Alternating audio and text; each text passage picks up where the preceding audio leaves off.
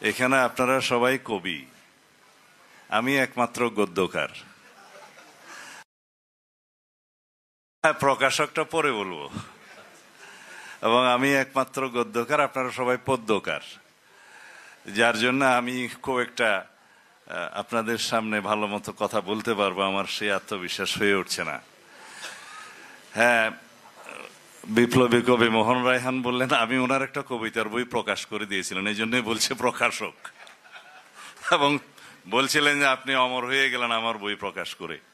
তখন বিশ্ববিদ্যালয় জীবনের কথা, 324 নম্বর রুম, মহসিন হল, ডক্টর সলিমুল্লাহ খান আমাদের বড় ভাই, ওনার রুম, উনি আমাকে দয়া করে আশ্রয় দিয়েছিলেন, ওনার রুমে থাকতাম। সেই রুমেই আজকের বাংলাদেশে যারা সব বয়োবৃদ্ধ কবি তাদের সব পদচারণা ছিল, আমাদের প্রিয় ফরহাদ মাজার সাহেব সহ। সেই সুবাদেই আমি কবিদের সাথে একটা আখড়ার মধ্যে পড়ে গেছিলাম আর কি, তবে আমি কবি হতে পারি নাই। আমাদের শ্রদ্ধেয় বড় ভাই ডক্টর সলিমুল্লাহ খান কবি হতে চেয়েছিলেন, একটা আকাশের স্বপ্ন নামে কবিতা লিখে উনি ওখানে ইস্তফা দিয়েছেন, আর লিখেন নাই। তবে তিনি যা হতে চান তাই হতে পারতেন, যা হতে চাননি তাও হয়ে গেছেন, এবং কন্টেম্পোরারি এই বাংলাদেশে ওনার চাইতে মেধাবী এবং জ্ঞানী মানুষের দেখা অন্তত আমি পাইনি। যাই হোক, তিনিও বিগত ফ্যাসিবাদ বিরোধী আন্দোলনে খুব দৃঢ় ভূমিকা রেখেছেন এবং সেটা প্রণিধানযোগ্য, আপনারা সবাই জানেন। সেই প্রসঙ্গ আপনি প্রকাশক বলার কারণে আসলাম, আমি না হলে আরো সংক্ষিপ্ত বয়ান দিতে অভ্যস্ত। যাই হোক, আজকে যে এখানে আপনারা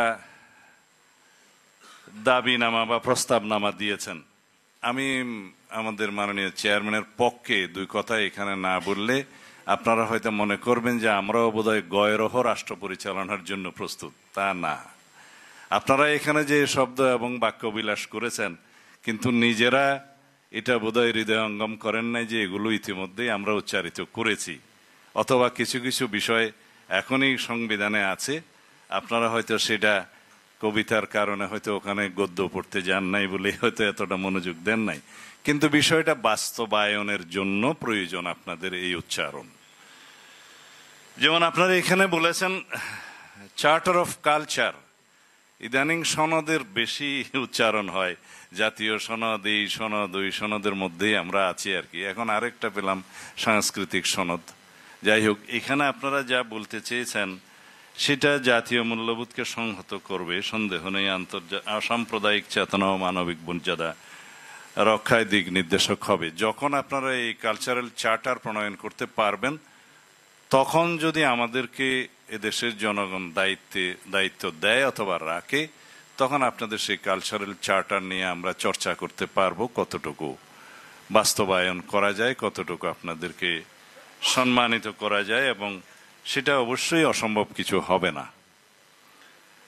কবিতা পরিষদের অন্যান্য দফাগুলোর মধ্যে মোট 11টা দফা নিয়ে আপনারা এখানে যে কথা বলেছেন, যে সাংস্কৃতিক রাষ্ট্র দর্শনের সাংবিধানিক প্রতিফলন, আমি যদি বলি এগুলো কেবলই শব্দবিলাস এবং বাক্যবিলাস, হয়তো আপনাদের জ্ঞান চর্চার বহিঃপ্রকাশ হতে পারে, কারণ এখানে আপনারা যা লিখেছেন তার কি আসলে কোনো রূপরেখা আপনারা দিতে পারবেন?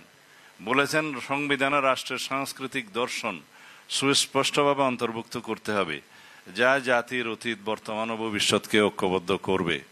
সেটা যদি আপনারা প্রকৃতপক্ষে সাংবিধানিক ভাষায় উল্লেখ না করেন, সেটা তো সেখানে কন্টেইন করা যাবে না, ধারণ করা যাবে না। হ্যাঁ, আমরাও বলবো আপনাদের সাথে আমরা একমত, সারা জাতি একমত, অতীত, ভবিষ্যৎ, বর্তমান সবকিছুকে আমরা ধারণ করব, এর বেশি কিছু তো না।